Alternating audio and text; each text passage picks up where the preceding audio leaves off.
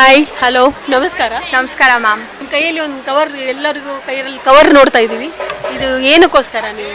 ಅಂದರೆ ಇದನ್ನು ನಾವು ಪ್ಲಾಸ್ಟಿಕ್ ಯೂಸ್ ಮಾಡಬಾರ್ದು ಅನ್ನೋ ಒಂದು ಕಾರಣಕ್ಕೋಸ್ಕರ ಪೇಪರ್ ಬ್ಯಾಗ್ಸ್ನ ಮಾಡಿ ಇಲ್ಲಿ ಕಡಲೆಕಾಯಿ ಪರ್ಸೆಲ್ ಹಂಚ್ತಾ ಇದ್ದೀವಿ. ಜನಕ್ಕೆಲ್ಲ ಒಳ್ಳೇದಾಗಲಿ ಅಂತಲೇ ಇದನ್ನು ಹಂಚ್ತಾ ಇದ್ದೀವಿ ನಾವು.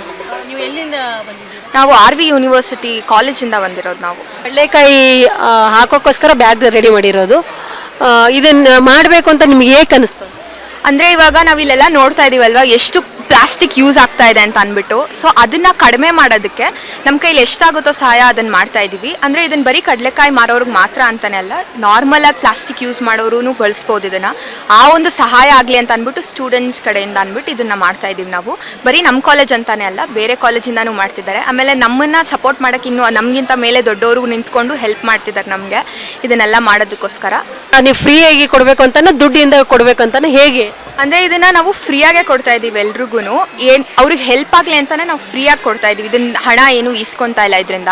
ಆಮೇಲೆ ಇದು ಅದೇ ಎಕೋ ಫ್ರೆಂಡ್ಲಿ ಆಗಿರುತ್ತೆ. ಮತ್ತು ಇದನ್ನು ಮಾಡಿರೋದ್ರಿಂದನೂ ಕೂಡ ನಾವು ಸ್ಟಾರ್ಚ್ ಮತ್ತು ಇದರಿಂದ ಯೂಸ್ ಮಾಡಿ, ಮೈದಾಯಿಂದ ಯೂಸ್ ಮಾಡಿ, ಗ್ಲೂ ಆಗಿ ಯೂಸ್ ಮಾಡಿ ಅದನ್ನು ಮಾಡಿದ್ದೀವಿ.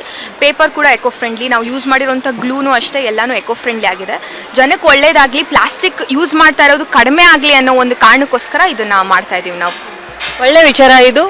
ಈ ಪರಿಸರದ ಕಾಳಜಿ ಇಟ್ಕೊಂಡು ನೀವು ಈ ಥರ ಮಾಡಿರೋದು ಒಂಥರ ಈ ಪರೀಕ್ಷೆಯಲ್ಲಿ ತುಂಬ ವಿಶೇಷವಾಗಿ ಎದ್ದು ಕಂಡು ಬರ್ತಾ ಇದೆ. ತುಂಬ ಧನ್ಯವಾದಗಳು. Thank you so much ma'am. ನಮ್ಮ ವಿಜಯವಾಹಿನಿ ನ್ಯೂಸ್ ಚಾನೆಲ್ನಲ್ಲಿ ಪ್ರಮೋಷನ್, ಜಾಹೀರಾತು, ಅಡ್ವರ್ಟೈಸ್ಮೆಂಟ್ ನೀಡಲು ಸಂಪರ್ಕಿಸಿ 9535808456.